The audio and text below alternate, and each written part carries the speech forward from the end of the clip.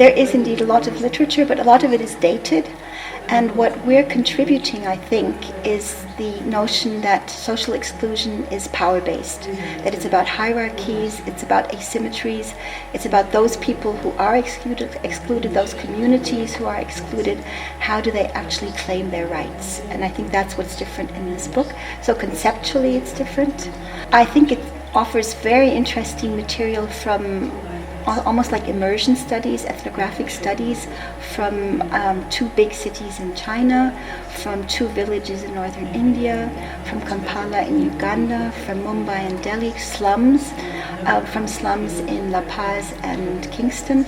And it shows how people who are excluded actually sort of experience policies that are meant to be positive are actually not getting access to them.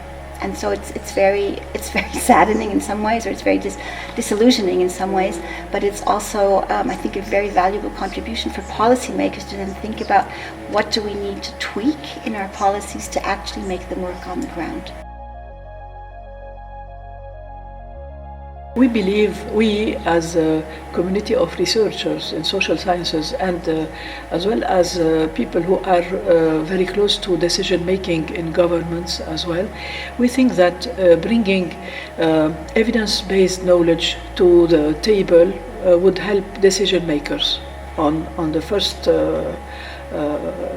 level, if you want. And the second one is that in society we need to more and more explore things as realities not impacted by our way of thinking, but on the same basis of evidence-based knowledge, to know the deep situations, the causes of all sufferers and difficulties, to address them in a better way.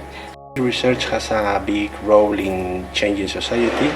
However, it's not always easy. If you are able to detect a problem, to analyze it, describe it properly, explain it, and even more, if you are able to propose a different way to understand this problem, of course this will take us to change society.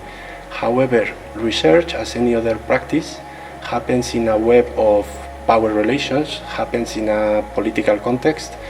So the problem is, if research somehow is well located within this political context, it's easier to find, to take it to produce changes. On the contrary, if research is not well located within this web of power relations, usually we find that it doesn't work and it's somehow neglected and forgotten. I think the question of, what is the role of research in combating social exclusion is an important one, because in some ways you think research is so far removed from what is happening on the ground. Most researchers are quite privileged people who don't really experience social exclusion as a person or as a member of a community.